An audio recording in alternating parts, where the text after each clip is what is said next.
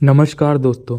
पिछला लेक्चर जो अपन ने देखा था, जो अपन ने नियोनेटल जॉन्डिस देखा था, जो उसका अपन ने आयुर्वेद पोर्शन कवर कर लिया था। इस लेक्चर में अपन इसका मॉडर्न पोर्शन को देखने वाले हैं। तो नियोनेटल जॉन्डिस, तो अपन इसको डिफाइन कैसे करते हैं? तो देखो, it is defined as increasing bilirubin level about 5 mg per decilitre in newborn. अगर जो न्यूबॉर्न है उसमें बिलिरुबिन का लेवल अगर 5 मिलीग्राम पर डेसीलीटर से अगर इंक्रीज हो जाता है तो उसको अपन न्यूनेटल जॉन्डिस कहेंगे।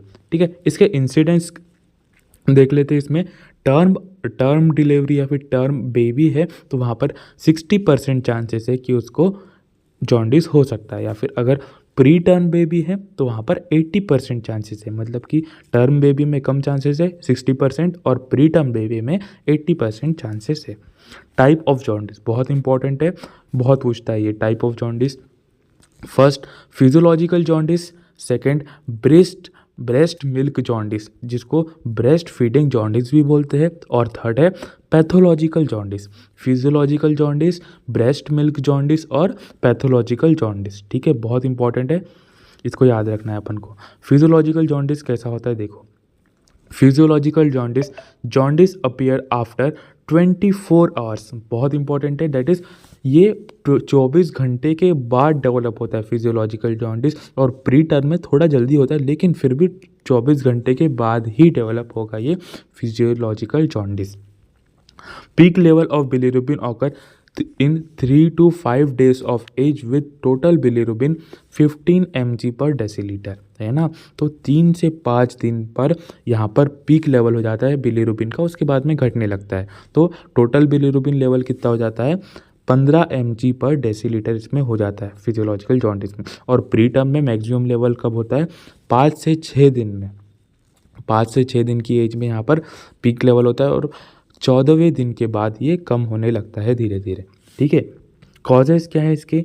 Causes fast destruction of RBC, immature liver, है ना। फास्टर डिस्ट्रक्शन ऑफ आरबीसी क्यों होगा? बिकॉज लाइफ स्पान जो होती है बच्चों में आरबीसी की वो केवल 80 दिन होती है, और एडल्ट्स में तो अपन को पता है 120 दिन होती है। अगर यहाँ पर लाइफ स्पान कम है तो यहाँ पर डिस्ट्रक्शन फास्टर रेट से होगा, और उनमें जो लीवर होता है वो भी इमेच्योर्ड होता है, इसीलिए यहाँ पर पैथोलॉजिकल रीजंस है, तो यहाँ पर पैथोलॉजिकल जॉन्डिस की उत्पत्ति होगी।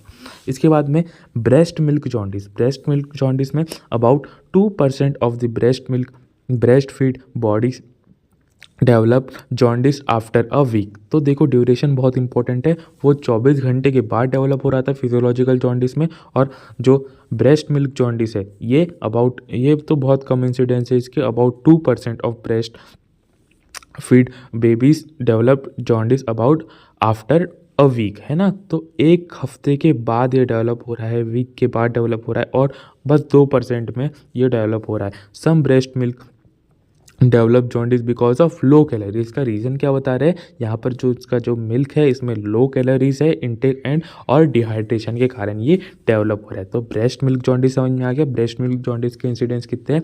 2% of the breast feeding babies develop this jaundice after a week, है ना। तो अपन को ड्यूरेशन भी पता होना चाहिए, 1 सप्ताह बाद ये डेवलप हो जाता है, वीक के बाद डेवलप होता है 2% में। और इसके रीजंस क्या है? Due to low calories intake और डिहाइड्रेशन। इसके बाद में पैथोलॉजिकल जॉन्डिस बहुत इंपॉर्टेंट है। Pathological jaundice it occur within 24 hours, ये 24 घंटे के अंदर हो रही है after birth of the baby, है ना। तो 24 घंटे के अंदर अंतर्गत हो रही है, और ये जो फिजियोलॉजिकल है ये 24 घंटे के बाद डेवलप होती है। पैथोलॉजिकल 24 घंटे के अंदर डेवलप होती है। ठीक है, it occur within 24 hours of birth, with in 24 hours, है ना। तो सामान्यतः 10 दिन तक टर्म बेबी में और 12 दिन तक प्री टर्म बेबी में रहता है। ठीक है, तो अगर टर्म बेबी हुआ है तो 10 दिन तक के रहेगा ये, और प्री टर्म हुआ है तो 12 दिन तक के रहेगा।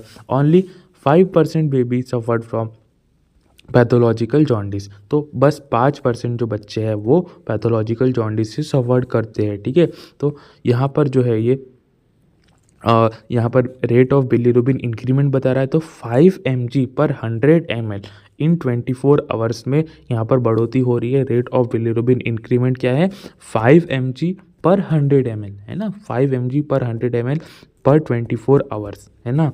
तो यहाँ पर जो बिलिरुबिन जो है वो बहुत फास्टर रेट से बढ़ते जा रहा है, तो इसको क्या बोलेंगे अपन पैथोलॉजिकल जॉन्डिस।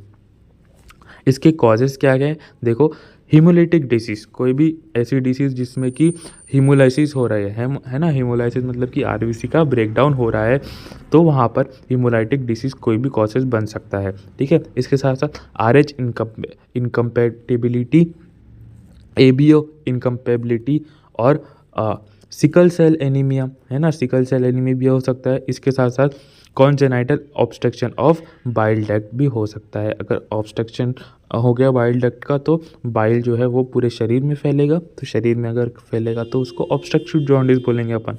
ठीक है, तो क्या क्या कॉजेज़ हो सकते हैं, हीमोलाइटिक डिसीज़ हो सकती है कोई भी न्यूबॉर्न को, आरएच इनकम्पेबिलिटी हो सकती है, एबीओ टेबिलिटी हो सकती है। ठीक है, इसके साथ साथ सिकल सेल एनीमिया हो सकता है, congenital obstruction of bile duct हो सकती है। इसके साथ बाद में साइन एंड सिम्टम्स क्या क्या देखने को मिलेंगे, लक्षण क्या क्या देखने को मिलेंगे, yellow colouring of babies skin usually on the face and moving down the body. तो सबसे पहले येलो कलरिंग कहाँ पर देखने को मिलेगी, उसके फेस पर देखने को मिलेगी बेबी के, और फिर वो धीरे धीरे पूरे बॉडी पे फैलती जाएगी। इसके साथ साथ पुअर फीडिंग, मतलब कि अपन ने पढ़ा था अविपाक पढ़ा था उसमें मतलब कि वहाँ पर उसको भूख भी नहीं लगेगी, अच्छे से खाना भी नहीं खाएगा वो। इसके साथ साथ dark stool and dark urine है ना, अपन ने आयुर्वेद में भी पढ़ा था पीत शक्रन मूत्रो है ना, मतलब कि उसका जो मूत्र है और जो पुरुष है वो पीले वर्ण का होगा। तो यहाँ पर बोल रहा है डार्क स्टूल यहाँ पर दिख रहा है। ठीक है, डायग्नोस्टिक टेस्ट क्या है, हिस्ट्री कलेक्शन। डायग्नोस्टिक टेस्ट में अपन को हिस्ट्री कलेक्ट करनी है, फिजिकल एग्जामिनेशन करना है, लेबोरेटरी टेस्ट करनी है इसमें। ठीक है, डायग्नोस्टिक टेस्ट भी आपको समझ में आ गया, हिस्ट्री कलेक्शन करना है, फिजिकल एग्जामिनेशन करना है, लेबोरेटरी टेस्ट करनी है, सीरम बिलिरुबिन लेवल को टेस्ट करना है और एचबी लेवल को टेस्ट करना है।